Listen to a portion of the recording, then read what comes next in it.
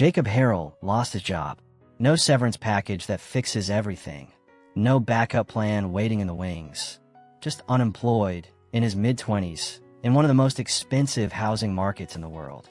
So he did something most people wouldn't even consider. He grabbed some leftover wood, pulled up YouTube tutorials he'd never watched before in his life, and built himself an entire house. Kitchen, solar panels, a bedroom loft. Total cost, under $6,000. That's not a rounding error. That's roughly what a lot of people spend on a used car. And he built an actual home with it.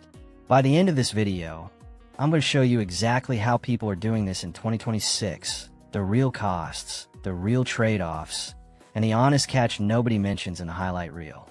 Stick around, because the last part of this video could change how you think about what affording a home actually means. Before we get into how he actually did it, if real stories about people solving the housing crisis with their own two hands are your thing, hit subscribe right now, because that's exactly what we cover here every week. Alright, let's get into it. Let's start with why this is even happening, because the numbers driving it are honestly stark. As of early 2025, the median home price in the United States sat at just under $397,000, and that number had climbed nearly 5% in a single year. For a huge number of people, especially anyone starting out, that price simply isn't a stretch goal. It's not on the table at all. Now, put that next to what a tiny home actually costs. Multiple 2026 cost guides put the average complete tiny house somewhere between $30,000 and $70,000, with some fully custom builds landing higher and some genuinely scrappy, self-built projects landing dramatically lower. Jacob Harrell's $6,000 build sits at the extreme low end of that range. But he's far from the only person pulling off something similar.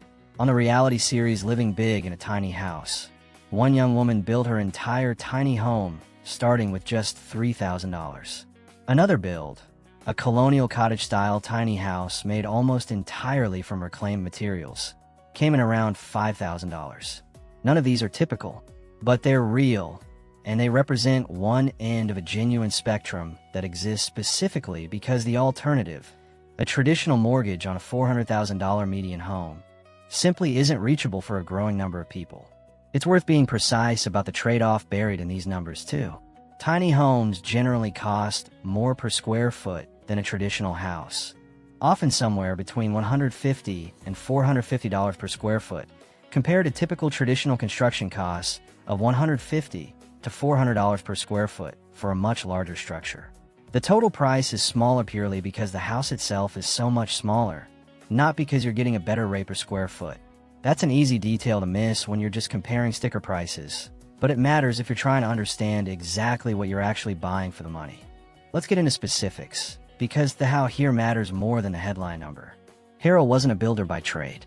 He'd worked as a documentary video producer, and his only real hands-on experience came from once living on a small Dutch houseboat, where he'd taught himself basic repairs by watching YouTube. When he got laid off, he had two things going for him: a backyard in the Cotswolds, and a bit of a head start. He'd actually built a small office-like structure for a video shoot once, and that structure became the literal starting shell for his tiny home. From there, it was almost entirely about sourcing free or nearly free materials. His dad donated an old back window and a set of French doors from a previous house. He used recycled timber throughout, including leftover cedar to build the kitchen cabinet doors. The exterior cladding came from a handful of spare boards he already had lying around. He even wove willow and hazel branches around parts of the exterior to mimic a curved, organic shape, giving the place a genuinely distinctive look, using material that cost him essentially nothing. The whole build took about 4 months, done entirely solo, with no construction crew. And notably, the $6,000 figure covers materials only. His own labor, which took months of his life, isn't counted in that number at all. That's an important, honest detail. The incredibly low price tag on builds like this is real, but it's not free. It's traded directly against a huge amount of personal time and effort that a professionally built home simply doesn't ask of you. Harrell's build got attention because it's dramatic, but it fits into a much bigger, well-documented pattern of people choosing to build small and cheap specifically because traditional homeownership stopped being realistic for them. The broader tiny house movement has always been partly built on exactly this motivation. Industry guides describe the appeal in blunt terms. tiny homes let people dramatically reduce housing costs, using roughly 80% less energy than a standard modern U.S. home, specifically as a path toward financial freedom that a traditional mortgage doesn't offer anymore for a lot of buyers. And it's not limited to people building completely from scratch like Harrell did. There's a genuine spectrum of low-cost paths people are taking in 2026. Factory direct shell kits that start under $30,000 and get finished out slowly over time. DIY builds using reclaimed and secondhand materials the way Harrell and the Living Big and Tiny House Builders did. And small, simple traditional stick-built homes in the 800 to 1,200 square foot range, which can run considerably less than a typical full-size house while still offering real, standard financing options a tiny home on wheels usually can't get. What ties all of these together is the same underlying decision. Instead of waiting years to save up for a traditional home that keeps getting more expensive faster than most people can save, build something smaller, now, with the money and time you actually have. There's also a middle path worth mentioning that a lot of people land on instead of going as extreme as Harrell did. Manufactured homes, which are factory built to a federal construction standard and typically start around $40,000, but come with two genuine advantages a tiny house on wheels usually doesn't: meaningfully more square footage per dollar, and actual, established financing options, since they're generally treated as real property rather than something closer to a vehicle. For someone who wants the cost savings without the extreme DIY commitment Harrell took on, that's often the more practical version of the same basic idea. Here's where I have to be straight with you, because a $6,000 house sounds like it solves everything, and it genuinely doesn't. First, Harrell's build doesn't even have a bathroom yet. He's planned it as a separate structure, which means the $6,000 figure is for a genuinely stripped down, unfinished by conventional standards home, not a fully self-contained house the way most people picture one. That's not a criticism of what he built. It's an honest clarification of what house means in this specific story. Second, and this is a bigger, structural issue, financing and long-term value. Homes built this cheaply, this informally, generally can't get any kind of traditional mortgage. Most lenders require permanent foundations and minimum loan amounts that can start around $50,000, which is more than these builds cost outright.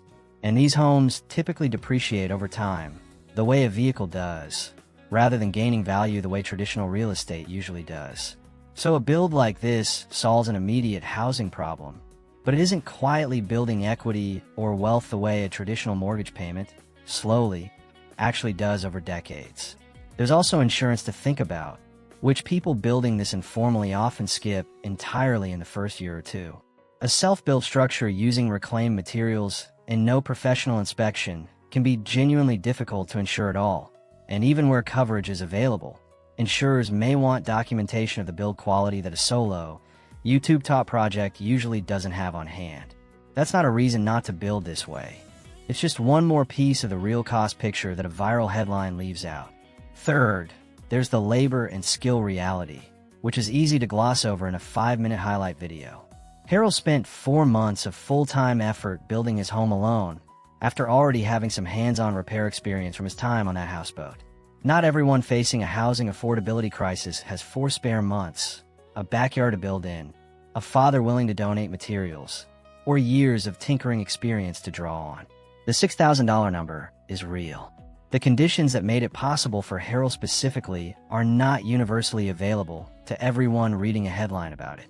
And finally, there's zoning and permission, which Harrell himself ran straight into. He built the home hoping to eventually rent it out as holiday accommodation, and getting the actual permission to do that turned out to be a far more complicated, uncertain process than building the structure itself. A cheap house you can legally live in, or legally rent out, is a genuinely different achievement than a cheap house that simply exists in your backyard. So, can you really replace a house you can't afford with something you build yourself for a fraction of the cost?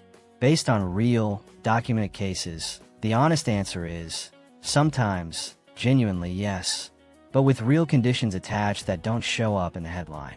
It takes serious time, some hands-on skill, or the patience to learn it fast, access to free or cheap materials, somewhere legal to actually put the thing, and realistic expectations about what you're building versus what a full, financeable, appreciating home actually is. Jacob Harrell didn't solve the housing crisis with $6,000 and some spare wood. What he did was find a genuine, honest workaround for his own specific situation. And that workaround is real. It's replicable in a lot of ways. And it's a lot more achievable for an average person than saving up $400,000 ever will be right now. If you want to see a full breakdown of exactly what it takes to build something like this yourself, the tools, the skills, the realistic budget, that's exactly what we're covering next. So stay subscribed and keep your notifications on. Thanks so much for sticking with this one all the way through. Drop a comment and tell me honestly, if you lost your job tomorrow, do you think you could build your own way out of the housing market? Or is that simply not realistic for where you're starting from? See you in the next one.